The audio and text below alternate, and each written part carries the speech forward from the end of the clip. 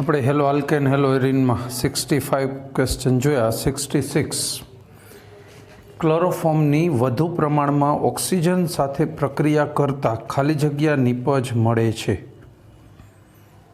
પ્રક્રિયા કોની કરવી છે? ક્લોરોફોર્મની વધુ પડતો ઓક્સિજન CHCl3 વત્તા O2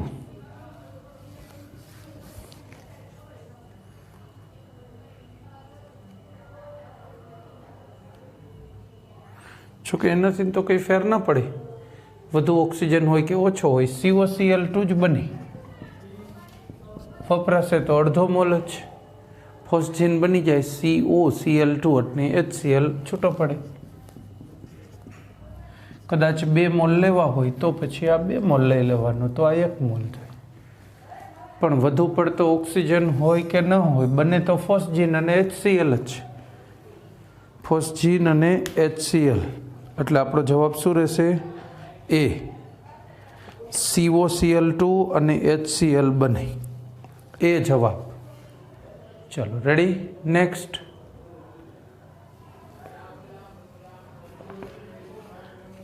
સડસઠ સાયક્લોહેક્ઝેન હેક્ઝાક્લોરાઇડનો કયો ઘટક પ્રબળ જંતુનાશક છે? હવે એમાં છે ને જુદા જુદા આલ્ફા, બીટા, ગેમા, ડેલ્ટા એવા સમઘટકો હોય. એમાં ફરક ક્યાં હોય? આ જે છે ને હેક્ઝાક્લોરોસાયક્લોહેક્ઝેન, એમાં જે Cl જોડાયેલા હોય ને એ આગળ છે કે પાછળ, એમ ત્રણેય પાછળ ત્રણેય આગળ ક્રમમાં, અથવા એવું બને ને આ આગળ. જો આગળ માટે આપણે આવું ડાર્ક ત્રિકોણ કરી છે, ખબર છે?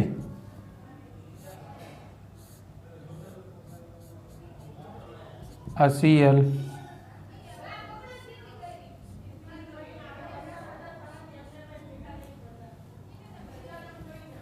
આ Cl,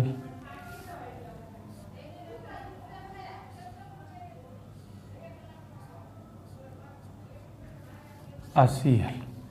આ ક્યાં થયા? આપણી સામે છે 4, અને આ જે છે ને એ પાછળ છે, એમ દર્શાવે છે.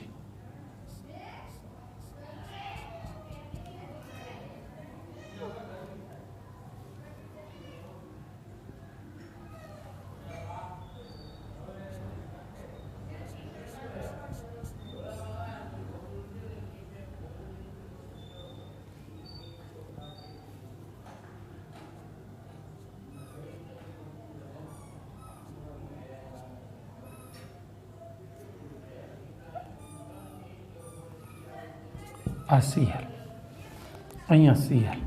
અને લિન્ડેન પણ કહેવાય. લિન્ડેન એવું સ્પેશિયલ નામ છે આવા જ એક સમઘટકનું.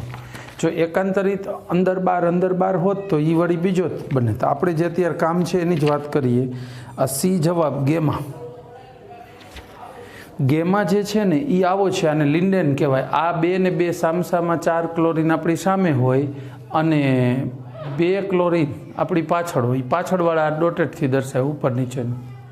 આને લિન્ડેન કહેવાય અને ગેમા સમઘટક છે, એટલે C જવાબ આવશે.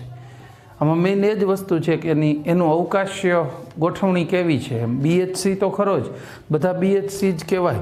પણ વર્ષો પહેલાં શું હતું, અમુક દવાઓ ખવડાવીને દર્દીને સારું નહોતું થતું. અમુક દવાઓ ખવડાવીએ, દવા પરફેક્ટ હોય તો પણ દર્દીને સારું નહોતું થતું. શું કામ નહોતું થતું? પ્રોબ્લેમ શું હતો? આવી સમઘટકતા, અવકાશીય સમઘટકતા ધ્યાનમાં લેતા નહોતા. એવી ખબર નહોતી પડતી કે અવકાશીય રીતે આ ઘટક અલગ કહેવાય અને ત્રણેય Cl લાઇનમાં પાછળ હોય તો એ અલગ કહેવાય. એમ અવકાશીય સમઘટકતાની ખબર જ નહોતી પડતી.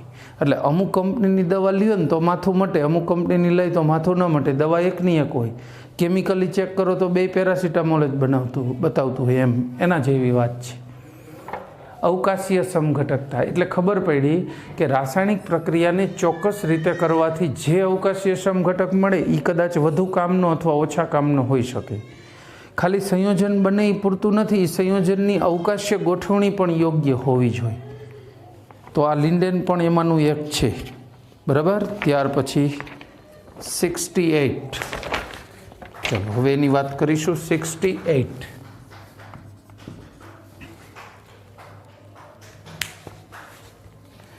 આલ્કોહોલિક KOHની હાજરીમાં હેલો આલ્કેનની નીચે પૈકી કયા પ્રકારની પ્રક્રિયા થાય?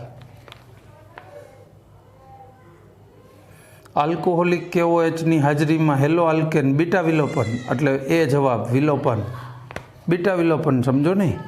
આપણે એ પ્રક્રિયા ઘણી બધી વખત જોઈ લીધી છે, બીટા વિલોપન પ્રક્રિયા. ક્લિયર? ત્યાર પછી વાત કરીશું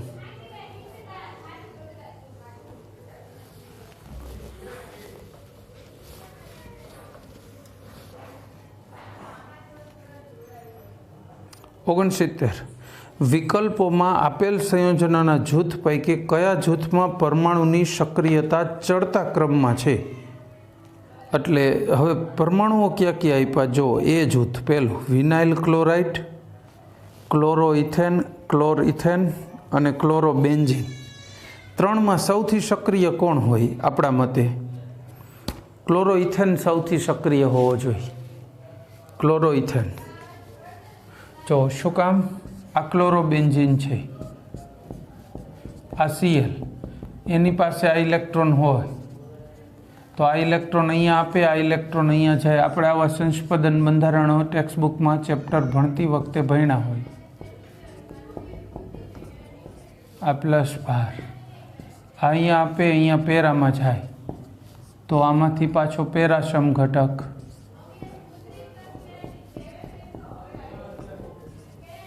આ પાછા અહીંયા આપે ઓર્થોમાં જાય,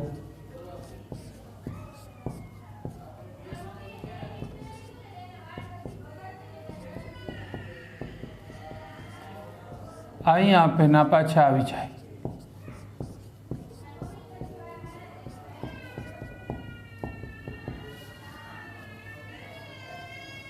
જો 5 સમઘટકો થયા એટલે થાય શું કે આની સક્રિયતા ઘટી જવાની. શું કામ ઘટી જાય? Cl છૂટો પડવાનો દર ઘટે. 3માં તો ડબલ બંધથી જોડાયેલ છે, એટલે એટલો બધો ટાઈટ ફિટ જોડાયેલ છે બરાબર અણુઓ સાથે કે એ સહેલાઈથી છૂટો પડતો નથી. એટલે આપણે એમ કહી શકીએ કે આની સક્રિયતા સૌથી ઓછી હોય, કારણ કે આમાંથી Clને કાઢવા માટે વધુમાં વધુ ઉર્જા જોઈએ. પછી બીજો છે vinyl chloride, CH2 double bond CH Cl. આ ઇલેક્ટ્રોન અહીંયા આપે ને અહીંયા જાય તો આમાંથી સંસ્પદન બંધારણ કયું મળે?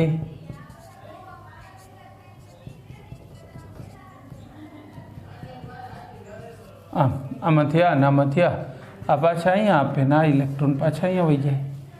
સંસ્પદન થયે રાખે છે એટલે આમાંય ઉર્જા ખર્ચાઈ જાય. Cl જો અંશતઃ દ્વિબંધથી જોડાયેલો છે. ત્રીજી બાબત CH3 CH2 Cl ethyl chloride. આમાં કોઈ જાતનું સંસ્પદન નથી. આ Clને કાઢવો 3માં સૌથી સરળ. સિંગલ બંધથી જ પ્યોરલી જોડાયેલો. બંધ લંબાઈ માપો તો આ સૌથી જાજી થાય. અહીંયા સંસ્પદન બંધારણો 2 જ છે બરાબર. એટલે અણુની સ્થિરતા પણ બંધારણમાં વપરાઈ જતી ઉર્જાની સાપેક્ષે જોવા જાવ તો 2ના કારણે ઓછી ઉર્જા વપરાય, સ્થિરતા થોડીક વધી. આ બેની સાપેક્ષે જોવો તો પછી આની ઘટે, આના કરતાં વધી એમ. પછી આની હજી વધી, સ્થિરતા વધતી જાય એટલે ભાગ લેવાની સક્રિયતા ઘટતી જાય. તો આમાં સૌથી ભાગ લેવાની સક્રિયતા સૌથી ઓછામાં ઓછી કોની છે? ક્લોરોબેન્ઝીન. પછી વિનાઇલ ક્લોરાઇડ અને સૌથી સક્રિય ક્લોરોઇથેન. એટલે જવાબ આવશે ડી. છેલ્લો 69નો જવાબ રહેશે ડી. ચાલો ત્યાર પછી વાત કરીશું 70.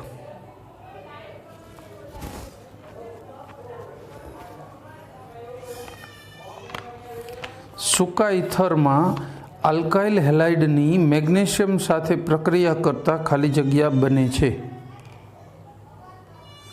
મેગ્નેશિયમને આલ્કાઇલ હેલાઇડ તો ગ્રિગ્નાર્ડ પ્રક્રિયક બને. બી જવાબ. જો હું આવા પ્રશ્નોમાં હવે એમને જવા દઉં એટલા માટે કે આપણે આગળ 2, 4, 5 વખત ગ્રિગ્નાર્ડ પ્રક્રિયક બનાવી દીધો હશે. બરાબર, વારંવાર જરૂર કદાચ નથી લાગતી. ગ્રિગ્નાર્ડ પ્રક્રિયક બની RMGX લ્યો ને. આગળ વાત કરીશું.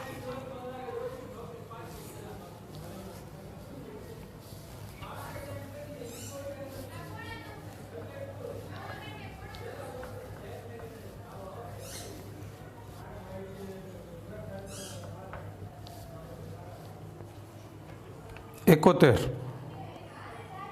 હવે પ્રક્રિયા છે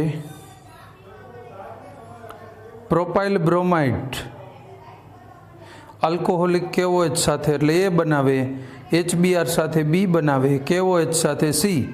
તો C એ શું હશે એમ કહેવાનું છે. આખી પ્રક્રિયા પૂર્ણ કરો ત્યારે ખબર પડે કે C શું હશે. પહેલાં A તરીકે શું લેવાનું કીધું છે અહીંયાથી સ્ટાર્ટ કરાય. CH3 2 2 અને Br. ચલો ક્લિયર. 1 બ્રોમોપ્રોપેન. હવે આલ્કોહોલિક KOH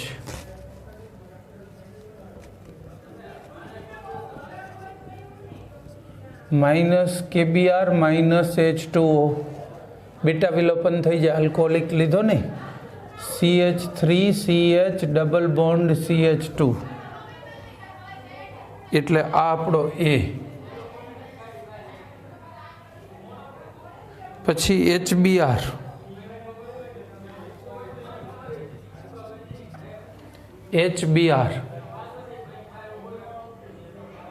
બરાબર.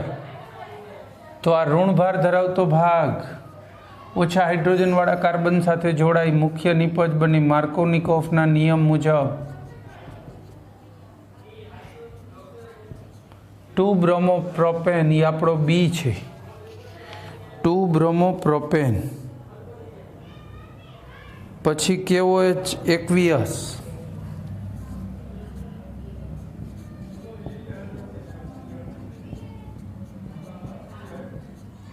KBr નીકળી જાય ને OH ની જગ્યા લઈ લઈએ.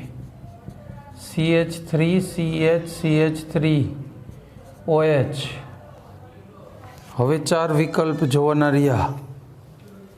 આ છે પ્રોપેન 2 ઓલ. રેડી. હવે વિકલ્પ જોઈજો. એ જવાબ A. પ્રક્રિયા પૂર્ણ કરતા જાઓ, જવાબ મળી જશે પ્રોપેન 2 ઓલ. પ્રક્રિયાને એના ક્રમ મુજબ યોગ્ય રીતે પૂર્ણ કરવાની થાય એટલે જવાબ આપોઆપ બની જ જાય. બરાબર. 71 સોલ્વ. આગળ વધીશું. 72.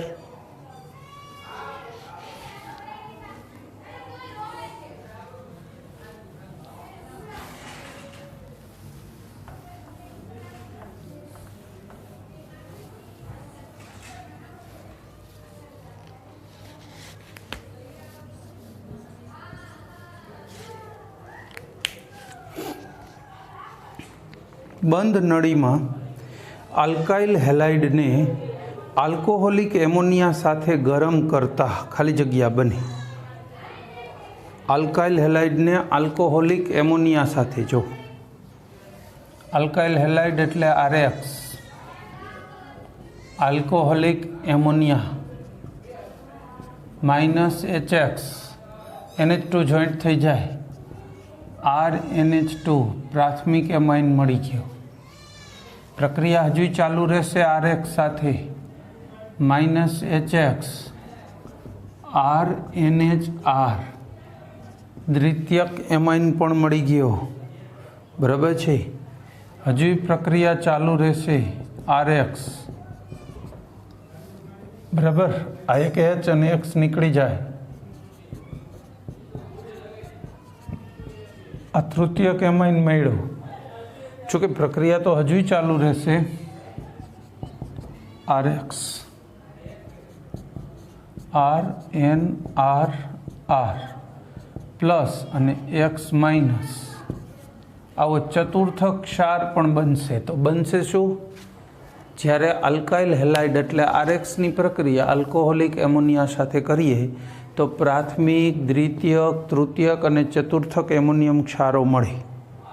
હવે એમાં કેટલા આપ્યા છે? જો ડી જવાબ આપેલ તમામ. પ્રાથમિક, દ્વિતીયક, તૃતીયક બધા થઈ ગયા. ડી લઈ લો, આપોઆપ બધાની વાત થઈ ગઈ. ક્લિયર. પછી 73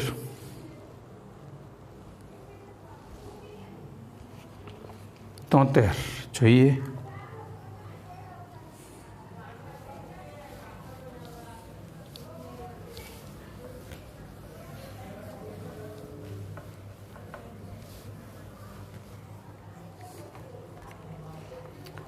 CH3 CH2 CH Cl ને Cl આની NaNH2 સાથે પ્રક્રિયા NaCl નીકળી જાય ને એનું સ્થાન NH2 લઈ લે તો CH3 CH2 CH અને NH2 આવો વિકલ્પ હોય. જવાબ જોજો જોઈએ આવો એક વિકલ્પ ખરો. સી વિકલ્પ છે. સી એક્ઝેક્ટલી આ જ છે. તો આપણો જવાબ રહેશે સી. કરેક્ટ.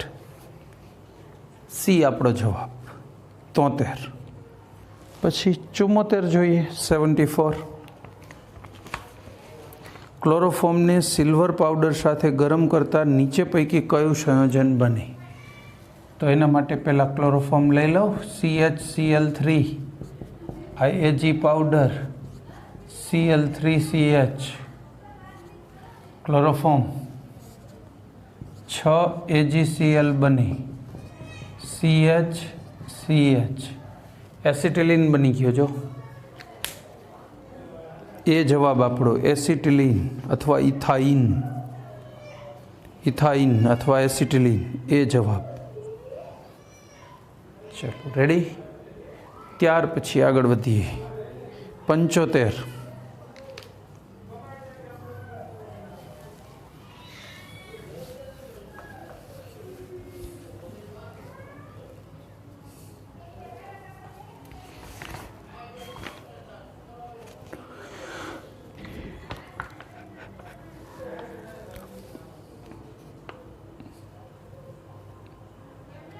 ક્લોરોપિક્રીન એ શું છે?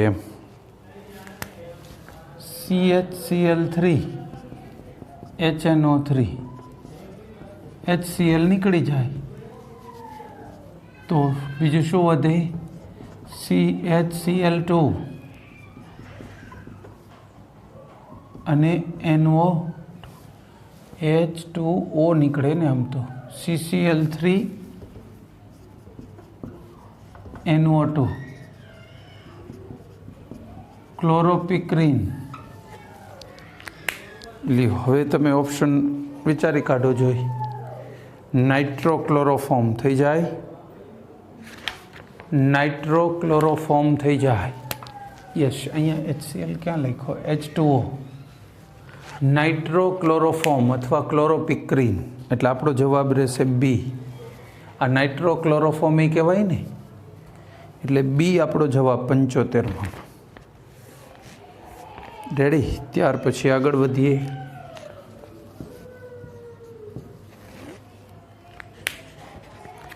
76.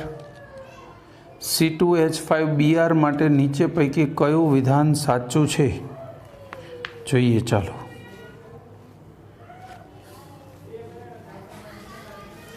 બધા વિકલ્પ મુજબ જે પ્રક્રિયા કીધી હોય ને એ લખતી જવાની.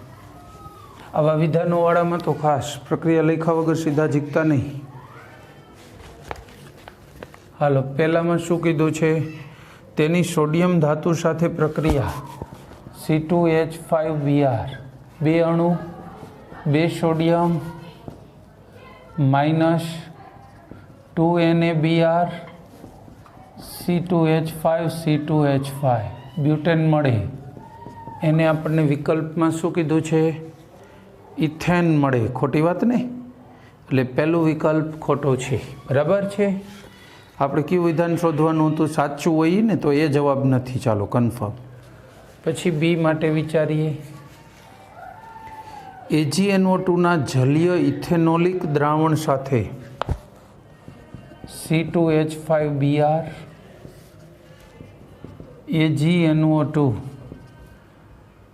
ઇથેનોલિક દ્રાવણ જલીય ઇથેનોલિક. ચલો ને ગરમ કરો તો NO2 જોડાય એમ કે છે. AgBr નીકળી જાય C2H5NO2 નાઇટ્રો ઇથેન બને. નાઇટ્રાઇટ નહીં, એમ નાઇટ્રો બને એમ. તો બરાબર છે, એ સાચું વિકલ્પ છે, વિધાન સાચું છે.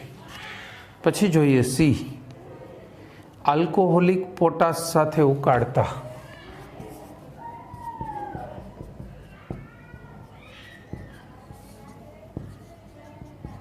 Alcoholic potash KBr -H2O beta વિલોપન પ્રક્રિયા થાય અને ઇથિન મળે. આને શું કીધું? ઇથેનોલ મળે. મતલબ આ તો ખોટું જ છે, ગપ્પા માર્યા. એટલે જવાબ 99% બી થઈ જ જવો જોઈએ, કારણ કે એ સાચું છે, બાકીના ખોટા આવે છે, છતાંય ડી જોઈએ. ચેક બધા કરવાના. તેને સિલ્વર એસિટેટ સાથે ગરમ કરતા. Silver acetate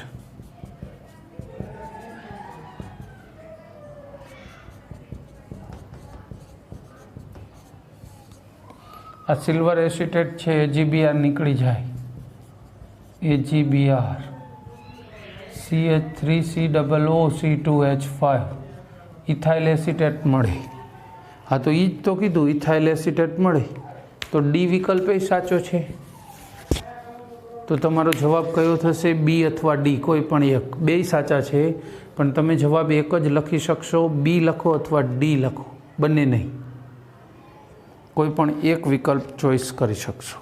clear? 41 એટલે 76. ત્યાર પછી 77. ચલો,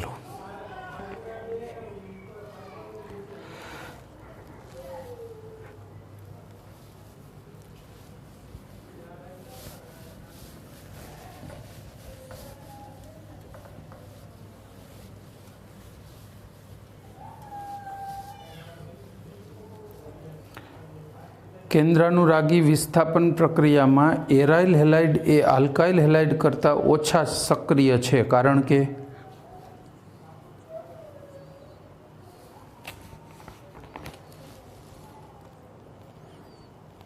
એ કાર્બોનિયમ આયન ઓછો સ્થાયી છે.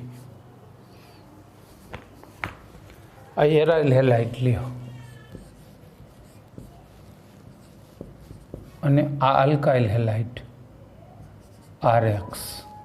આ ઓછા સક્રિય છે. આ Cl- ના બદલે કોઈને દાખલ કરો ને તો બરાબર, એક્સને દૂર કરી X- અને OH- ને દાખલ કરવું હોય તો આ ઓછા સક્રિય અને આ વધુ સક્રિય. એનું કારણ શું?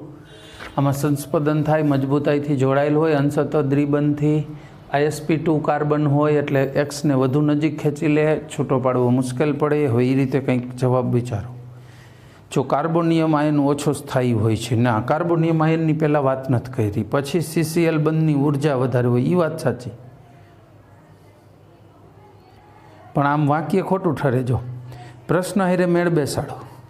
કેન્દ્રાનુરાગી વિસ્થાપન પ્રક્રિયામાં એરાઇલ હેલાઇડ એ ઓછા સક્રિય, એટલે CCl બંધની ઉર્જા વધારે થઈ એરાઇલ હેલાઇડની, એટલે ઓછા સક્રિય એમ કહેવા માગે છે. બરાબર, તો ખાલી ઉર્જા જ એક અસર નથી, હજી છતાંય જોઈ લે. જુઓ ને, વિકલ્પ જુઓ એટલે ખ્યાલ આવશે. પ્રેરક અસર એ પણ ફેક્ટર છે અહીંયા.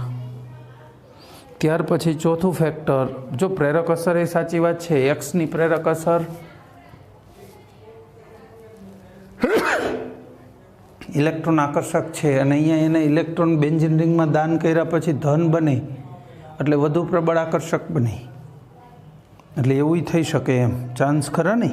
અને ચોથું છે સંસ્પદનીય સ્થાયીકરણ અને હેલાઇડ સાથે જોડાયેલ કાર્બનનું સંકરણ sp2 કરે છે. સાચી વાત છે, સંસ્પદનના કારણે સ્થિર છે ને હેલોજન સાથે જોડાયેલાનું સંકરણ sp2 છે, માટે એ વધુ મજબૂતાઈથી જોડાય એમ વાત કરે છે. તો ડી વિકલ્પ સૌથી બંધ બેસતો છે. આમાં છે ને બીજા બે વિકલ્પ સાવ ખોટા છે એમ ન કહી શકો. બી વિકલ્પ એ સાચો ઠરે, પણ ડી ના હોય તો. આવા રીતે જ જો વિકલ્પ આપ્યા હોય તો આપેલ વિકલ્પમાં સૌથી સાચો અને પરફેક્ટ વિકલ્પ છે ડી. છેલ્લો બરાબર, ડી વિકલ્પ પરફેક્ટ છે.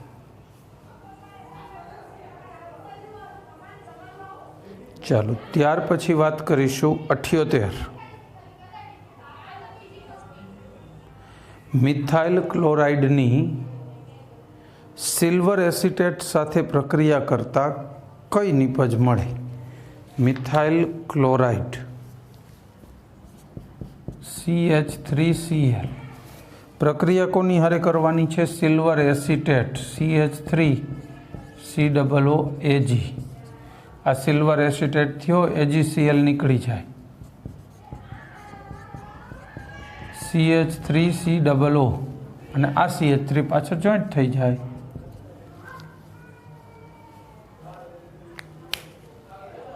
તો મિથાઇલ એસિટેટ મળે.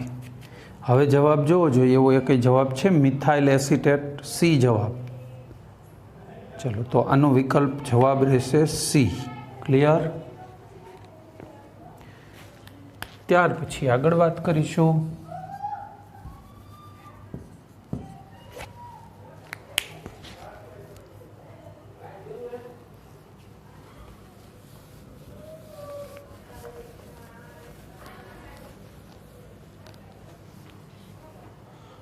ચલો આગળ. નિશ્ચેતક તરીકે વપરાતા ક્લોરોફોર્મની શુદ્ધતા ચકાસવા ઉપયોગી પ્રક્રિયક એ કયો છે? ક્લોરોફોર્મની શુદ્ધતા ચેક કરવી હોય તો કયો પ્રક્રિયક કામ લાગે? હવે ક્લોરોફોર્મને અશુદ્ધિ શેની ભળી શકે? આપણે જે પ્રોબ્લેમ છે એની વાત કરું તો COCl2 બની જાય છે સૂર્યપ્રકાશ અને ઓક્સિજનની હાજરીમાં. આ જ પ્રોબ્લેમ છે ફોસ્જીન. જો ફોસ્જીન બન્યો હશે ને, આ બન્યું હશે ને, તો AgNO3 સાથે AgClના સફેદ અવક્ષેપ મળશે. જો આ નહીં બન્યું હોય, સીધું ક્લોરોફોર્મ હશે, તો એ સફેદ અવક્ષેપ આપતું નથી. એટલે તમારે શું કરવાનું? કસોટી કરવી હોય તો ક્લોરોફોર્મ જે નમૂનો આપણે દર્દીને સૂંઘાડવાનો છે એનું સેમ્પલ લેવાનું, AgNO3 ઉમેરવાનું. જો સફેદ અવક્ષેપ મળે તો એ દર્દી માટે યોગ્ય નથી. એવો ક્લોરોફોર્મ સૂંઘાડીને દર્દીને બેભાન ન કરાય, નહીંતર એનું ડેથ થઈ શકે. બરાબર? એટલે એવા સમયે શું કરવું જોઈએ? ક્લોરોફોર્મ બીજો લઈ આવાય. હાલશે, જવા દો એમ નહીં. બરાબર? જવા નથી દેવાનું, હાલે વાલે નહીં, ખોટા દર્દી લેવાઈ જાય. એટલે જવાબ આવશે સિલ્વર નાઇટ્રેટ. એ જવાબ પહેલો વિકલ્પ. બરાબર? નવા નવા ડૉક્ટર થયા હોય તો ગમે એને અખતરામાં પૂરા નથી કરવાના.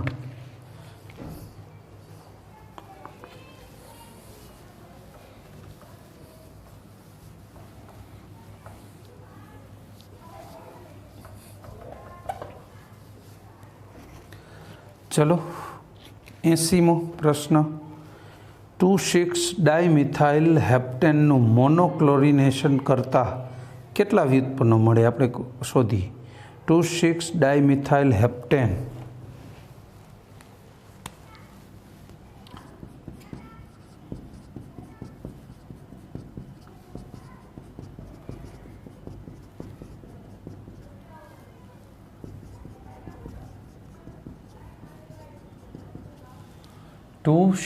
Dimethyl heptane.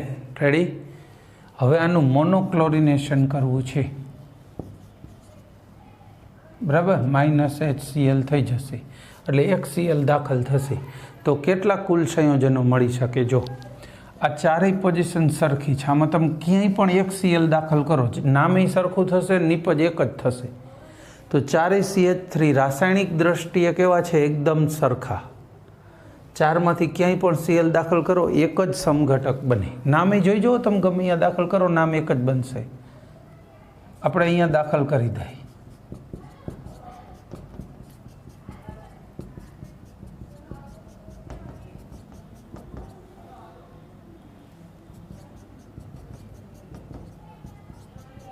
હાલો, એક સમઘટક ક્લિયર અહીંયા મૂકો. હાલો, રાસાયણિક રીતે આ એક નીકળી ગયા. હવે કોનો વારો આવશે? બીજા. આના સિવાય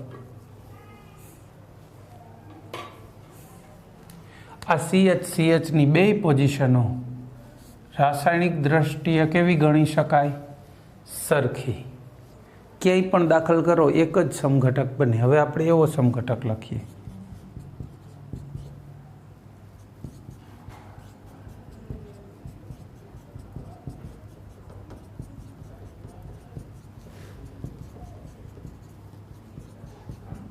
આ રેડી બીજો સમઘટક.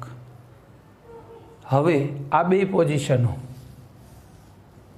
આ બે રાસાયણિક દ્રષ્ટિએ સરખી છે, બેમાં ગમે ત્યાં દાખલ કરો IUPAC નામ ને બધું સરખું થશે. તો એમાંથી કોઈ એક જગ્યાએ દાખલ કરી દઈએ.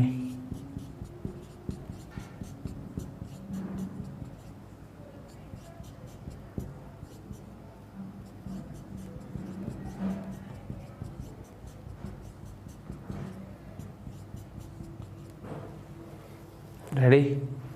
હવે એક જ પોઝિશન બચી વચ્ચેની, એક જ કાર્બન રહ્યું હતું, અહીંયા દાખલ કરી દઈ.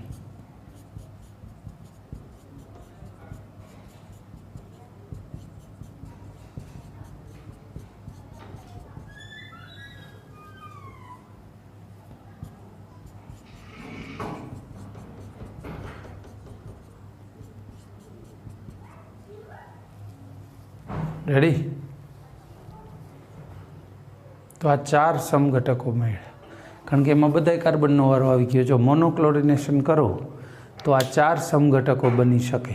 ચારેયના IUPAC નામો અલગ થવા જોઈએ, થશે. બરાબર ને જે રાસાયણિક રીતે સરખા કાર્બન ગણાવ્યા હોય આ 4, તો એમાં ગમે ત્યાં દાખલ કરો એક જ આ બને. એ ખાસ લક્ષમાં લેજો. એટલે જવાબ 4 વાળો હોવો જોઈએ. ડી જવાબ છેલ્લો. 80માં પ્રશ્નનો જવાબ છે ડી 4. બરાબર, ચેક કરી લો, તમારો જવાબ ડી સાચો જવાબ ઠરશે. બરાબર છે.